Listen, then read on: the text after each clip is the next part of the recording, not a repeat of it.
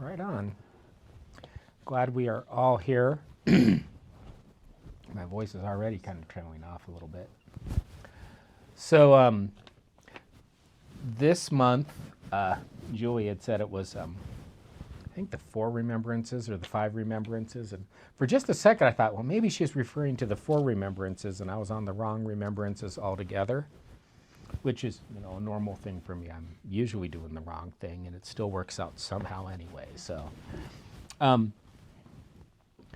I was looking at Tara Brach, and she calls them the 4 remembrances, and I'll talk about that briefly, just because I think it's something I see.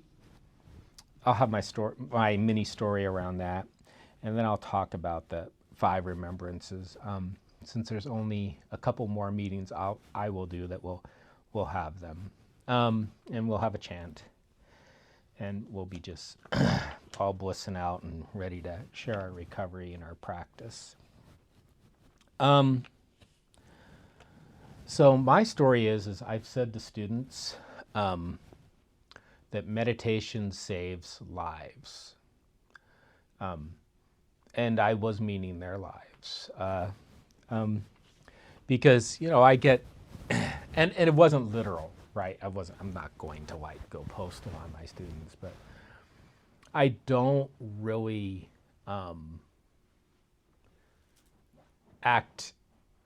react to my students in negative ways that are harmful at all, which is really important because my students are highly traumatized already. And they have lots of behaviors that people may feel the need to react in a strong way towards, right? And one of my skills, thanks to meditation, is not doing that. And I've felt myself there, right, where I was about ready to bring in a big old tablespoon of hate and shove it in their little ears, right? And little ears, they're taller than me. They're high school kids. I'm a short guy, but I don't, and I wonder why. And I realized, Tara Brach's 4 remembrances, and she's like, remember these, as we're living our lives, is what I'm doing. And it's not that I'm unconscious of it, it's just that it's become a practice. So it's pretty normal for me to do it. And so I see it as in a situation of me, instead of being reactive to my students, but anywhere, like if there's something scary and I feel fear, right, that happens a lot, or I feel defensiveness, I can fall back on this. Or if I'm in traffic or I'm at work and I feel like my toes were stepped on, and I need to let the world know how right I am and how angry I am, right? Many times that comes in. So it's not very, actually it isn't. I'm not driving by people flipping them off anymore, which may have saved my life. And there's a time in my life that was something I would do. I'd be that guy with, as a fact, the last person that cut me off, I saw they'd done it by mistake, and when I went by them, I went like this. And then they just started waving, and they're all happy, and I'm like, yeah, it's a much better life for me. I don't want to spread ill will. So her 4 remembrances is first just pausing. It's the ability to stop. And it's really important. And like I say, I may find myself in the middle of the reaction, the middle of acting out on that bad habit energy, that energy that's just habitual and inside of me. And I will just stop and not do it. And then it goes, say yes to life. There are a lot of times I'm like, man, if I do this, I'm not going to be happy. I'm not going to be peaceful. It's not going to make my day better. It's going to make my day worse.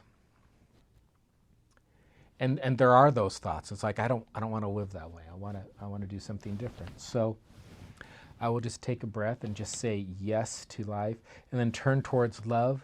I try to look at the other person for who they are and what they're going through. And like I say many times, it's just a mistake. They may be totally unconscious, or they may be acting like my students out of trauma or anger or a lot of things going on, addiction. A lot of them are addicted, and you get to the middle of the day, and if you have something you need pretty consistently, you may be feeling cravings by 2-3 o'clock, and that can make you angry. I remember feeling that way coming home if I hadn't had my bottle of wine yet. I would feel kind of grumpy because my body was telling me I needed the drink. And then rest and awareness. And there's such a generosity in that kind of behavior. Whenever we give someone something and it has a positive response, whether the other person we're with knows it or not, it makes us feel better.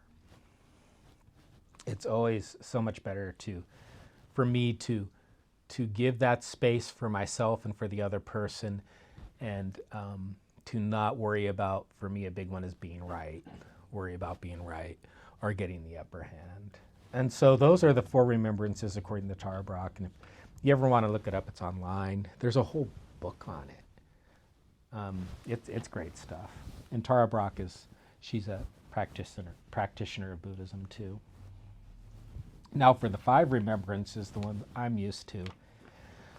I was just talking with Lo, and there's a way of phrasing these that are much more optimistic and much brighter and lighter, and it's just not the one I'm used to. I think both are great, but I'm used to, I used to sit with the Zen Center in Spokane all the time, and we would sit there and we would get to, the end, and we would chant the 5 remembrances, and, it's like, I am the nature to grow old. There's no way I can avoid old age. I am of the nature to be sick. There is no way I can avoid being sick. I am of the nature to die. There is no way I can avoid dying. Everyone is in the nature of change. There's no way I can avoid being separated from those I love. And my actions are my only belongings. We get to the end, and that feels so heavy after all that. It's like, and the only thing I get to own is my actions. And I know a lot of my actions were pretty messed up. And let me tell you, I do own them, They are a reminder of what I was like and what I've gone through. And who I am today is in large part a consequence, karma, a consequence of those actions. And they weren't all bad. I'm very grateful for that. But many of them were.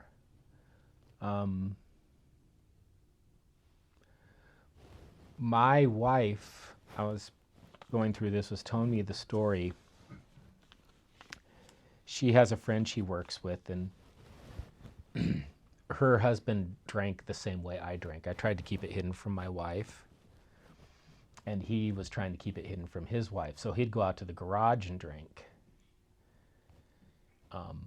I would try to drink before my wife got home, so I would knock back a ton of alcohol, and then it was mostly in glass bottles because I was a wino.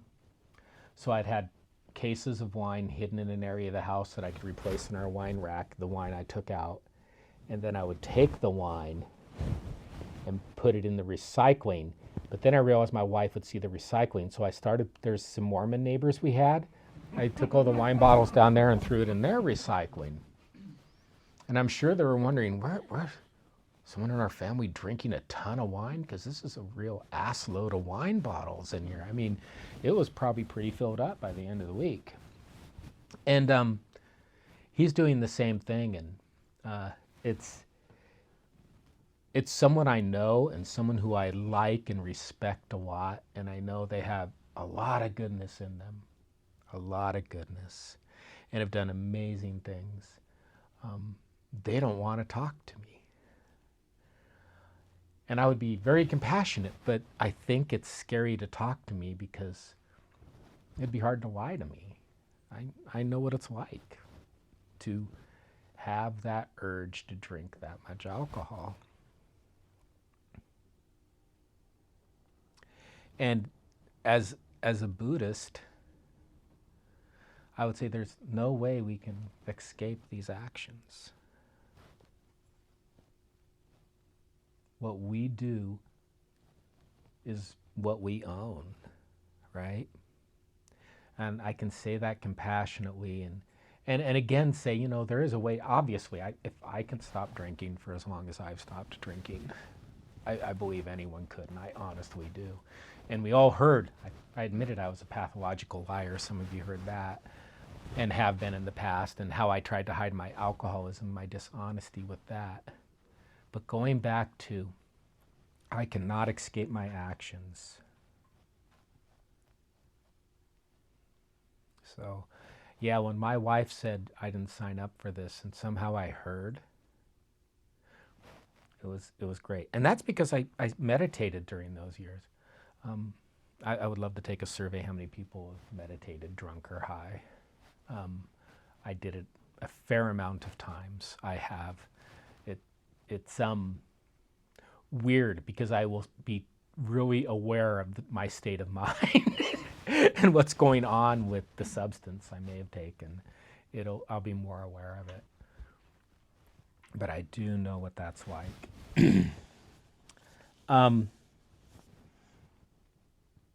This is, again, Tara Brach.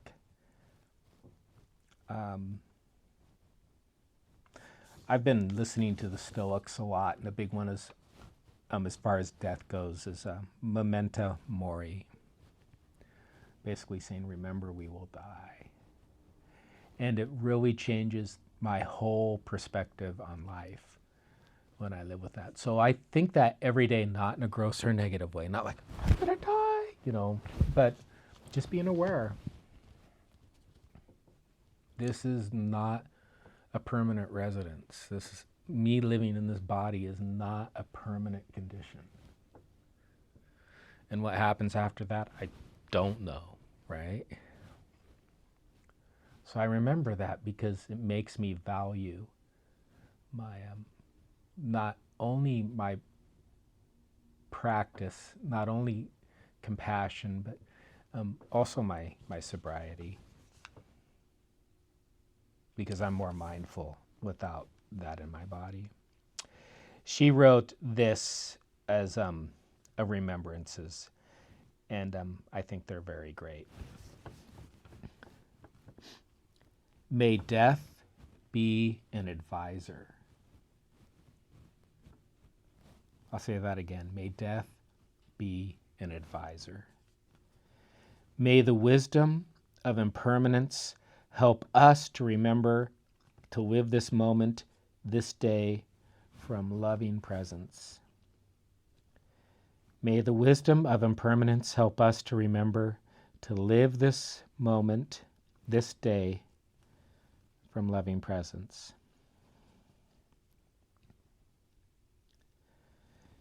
May we all awaken these hearts and minds.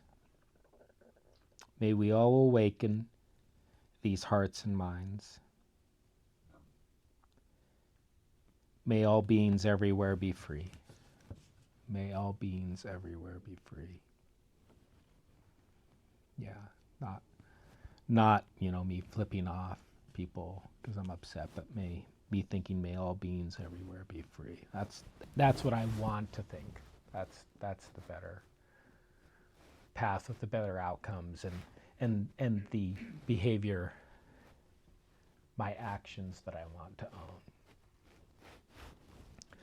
So I'm going to do Om Mani Padme Hum as a chant for a while, and then we will be in silence. We get kind of a time. Okay. So we'll just do it for maybe a few minutes of each.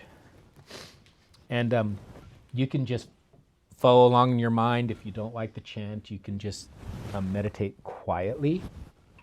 Same goes online. You can meditate out loud with us or in your mind, or just meditate quietly. And I'll let us know when the follow-up comes. But I find if I chant, I'm more able to clear my mind and meditate better. So I'll get us started when you feel comfortable.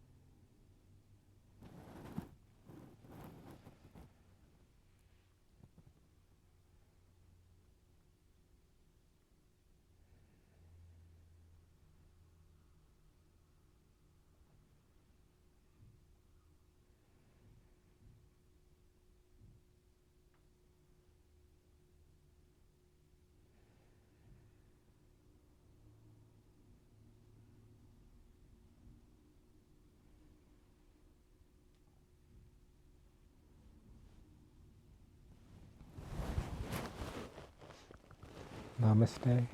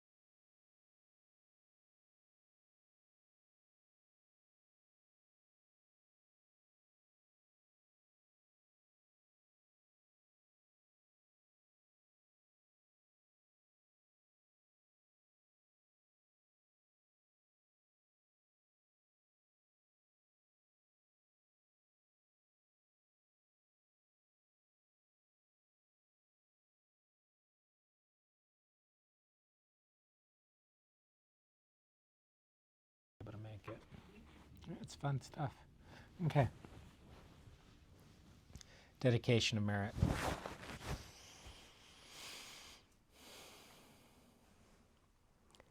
May all places be held sacred. May all beings be cherished. May all injustices of oppression, devaluation, and theft be fully righted, remedied, and healed. May all who are captured by hatred be freed to the love that is our birthright. May all who are bound by fear discover the safety of understanding. May all who are weighed down by grief be given over to the joy of being. May all who are lost in delusion find a home on the path of wisdom. May all wounds to forest, rivers, deserts, oceans, all wounds to Mother Earth be lovingly restored to bountiful health. May all beings everywhere delight in whale song, bird song, and blue sky. May all beings abide in peace and well-being, awaken and be free. Namaste.